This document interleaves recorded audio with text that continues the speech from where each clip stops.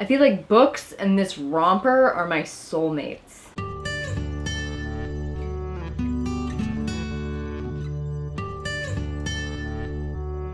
Hello everybody and welcome back to another video.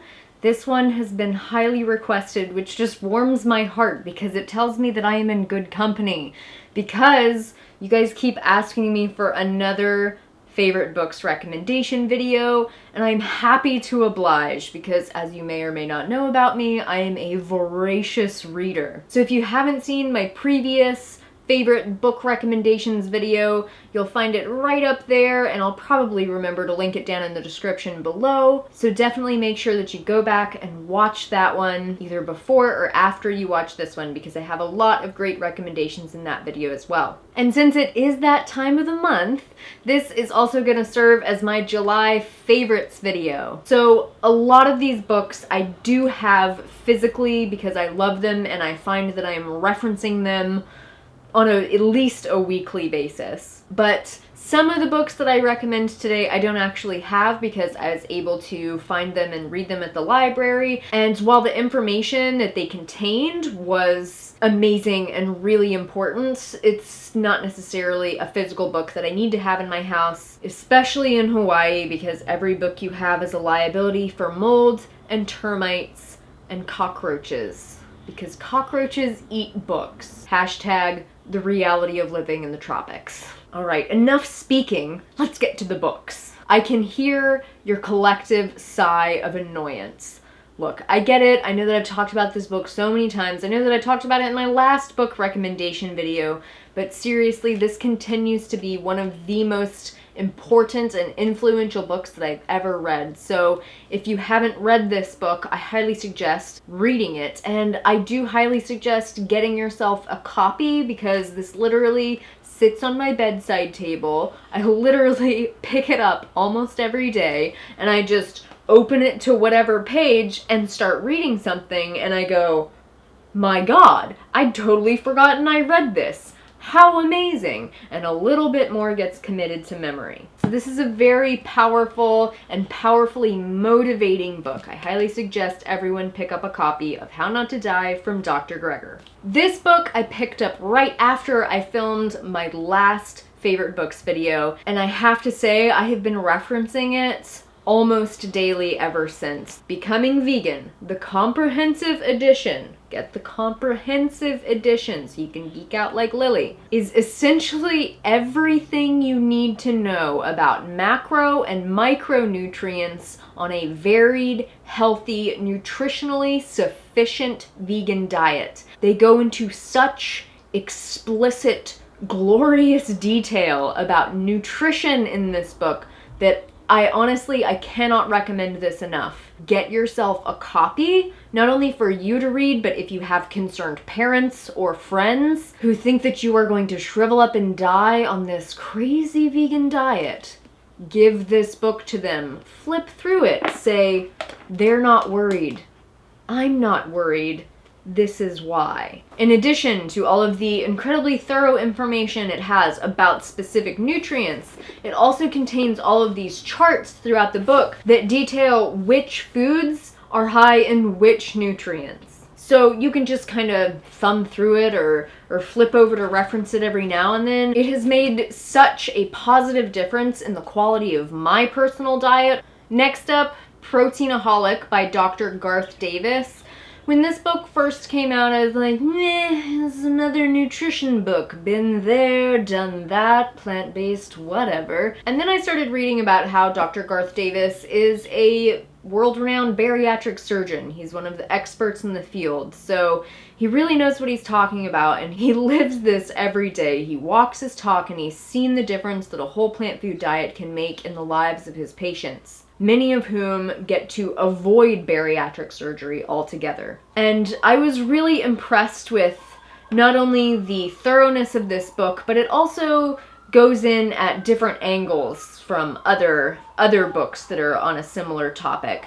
He also talks a lot about paleo diets and ketogenic diets and what's that's not gonna work about those types of diets for long-term health. So I highly recommend this book. I actually bought like 5 copies in paperback, and I just freaking give them away to trick-or-treaters on Halloween. Like, I'm not gonna give you candy, so... And then these 3 books, I know I talked about them in my last video, but I just want to make sure that you guys see these and go back to my other video to hear a little bit more about them, because these 3 were also so instrumental in shaping my dietary pattern. Whole really helped me understand why supplemental nutrition, i.e. supplementation with isolated nutrient supplements, is never gonna work for true health. The China study really drove home the whole protein business. And The Pleasure Trap, I have to say, is the book that liberated me from binging on hyper-palatable addictive junk foods and helped me to understand what was happening to my brain, why caloric restriction was never going to work for my weight loss, what actually would work, and how I could work with my body instead of against my body for health and weight loss. So I can't recommend this book more highly than I already do. Another book that really helped me, I don't have a copy of it, but it was called The End of Overeating. I got that one from the library and I gave it a good read. It was about how the big food companies utilize food engineers to purposefully manipulate the macronutrients and flavorings of food to create this fake food-like substance that manipulates our brain's reactions into becoming addicted to it. And that book really ruined Doritos for me. All junk food, really, because what I realized was that each one of these little chips or crisps or treats or whatever you buy that comes in a box or bag, they're all purposefully designed to go in your mouth.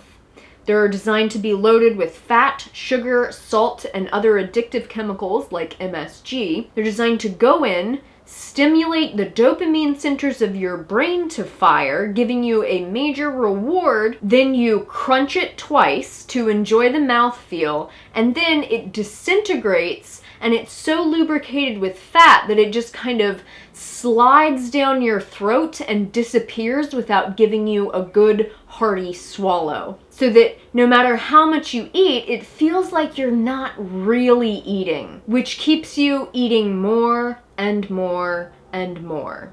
The author of this book also makes the tragic, fatal mistake that so many authors of these types of books make, which is he specifically says, center your diet around whole, unadulterated plant foods that's rich in complex carbohydrates. And then he goes on to recommend eating bacon and omelet for breakfast and a hamburger for lunch and baked salmon for dinner. Like, it just doesn't make any sense.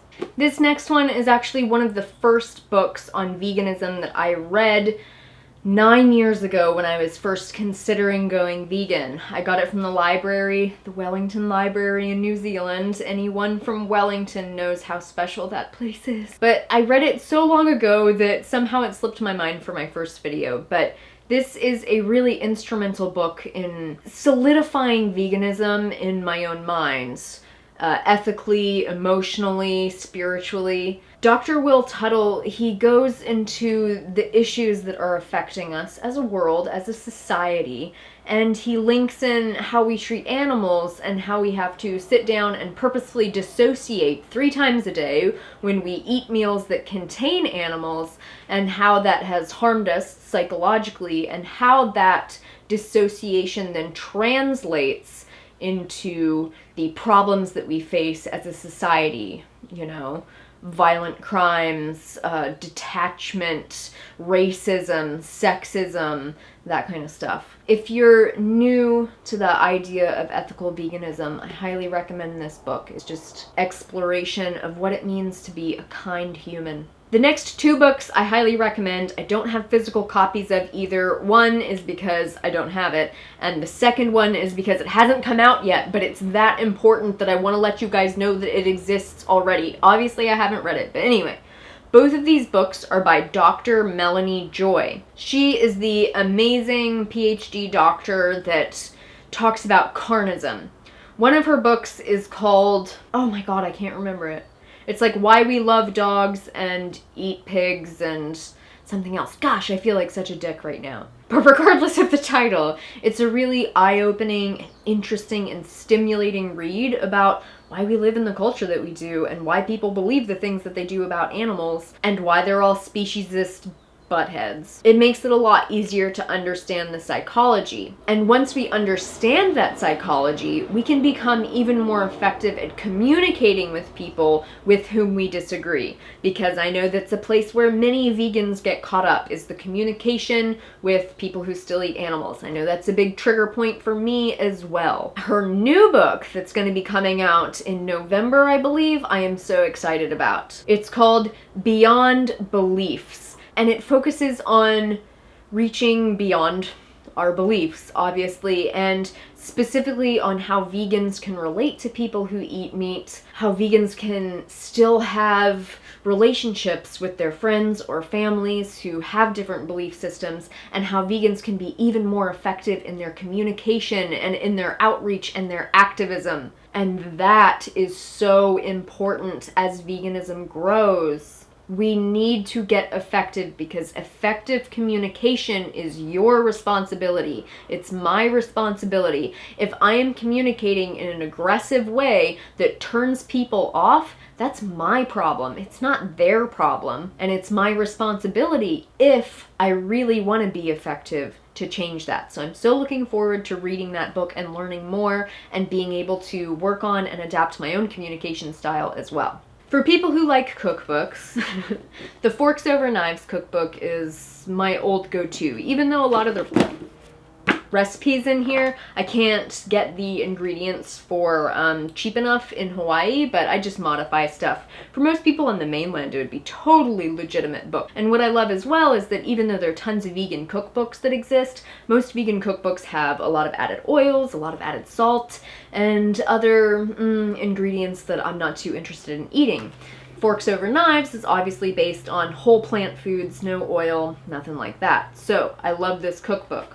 I also love this cookbook, Bravo, which is written by the chefs and doctors and nutritionists over at the True North Center in California, where they do medically supervised fasting and whole food plant-based diet, and their whole thing is SOS free, which means sugar, oil, salt free. So every single recipe in here, oil free, salt free, refined sugar free. So this is some pretty healthy health food, right? And it tastes surprisingly good. I would say this is a great place for newbies and beginners to start, and even more seasoned vegans. Of course, I also love the High Carb Hannah meal planner for that, and then you just have like a huge plethora of recipes that you can choose from, and then that just like loads your grocery shopping list. So anyway, it's your choice. My next few books are about my new obsession, my digestive tube, my gut microbiota, like all of the bacteria that not only live in your gut, but all over your body. It's an ecosystem, y'all. So there are 3 awesome books that I recommend about the gut microbiome and gut health, because let us not forget that gut health is the key to a healthy immune system, to great skin, to weight loss and weight management, to good sleep, to mood regulation. Like, if your gut is messed up, everything is gonna be messed up. Your immune system, your hormones, your sleep patterns, your attitude, like everything is gonna be affected. A little cheat sheet for you, like eat whole plant foods that are super rich in fiber that'll feed those beneficial bacteria and shape your internal ecosystem. It is incredibly adaptive, but these 3 books are my favorite books on gut microbiome, and you like, their dietary advice isn't perfect, but as long as you take their dietary advice and then don't listen to the recipes too much and just stick to whole plant foods, the types of foods that they recommend, but then don't really put into their recipe section. Anyway, the books are, and I'm gonna put this in like order of awesomeness and usefulness in my opinion, The Microbiome Solution, and Gut Bliss. Both of those have the same doctor, that's Dr. Rachel, and she is quite full of useful information. A lot of experience, a lot of practical experience, hands-on experience, really great knowledge. And then The Good Gut is another great one. But again, like, you know, I read this whole book and I'm like, wow, wow, wow, whole plant foods are really the way to go. And then I get to their recipe section and they have some great stuff. And then they had this one that was like this big piece of salmon, and like they made the salmon good for your microbiome by putting crushed almonds on the outside of it. And I was like, get real already, come on. But anyway, it's still good information. Okay, so that is it for part 1 of my July favorites, best book recommendations ever video. Make sure you tune in for part 2 if you want to see more of my favorite books. I'm sorry this has turned into such long videos. But thank you for watching. Until next time, which will ideally be like 2 minutes from now when you watch the next video, make better choices for yourself and take really, really good care. I will see you very soon. Bye.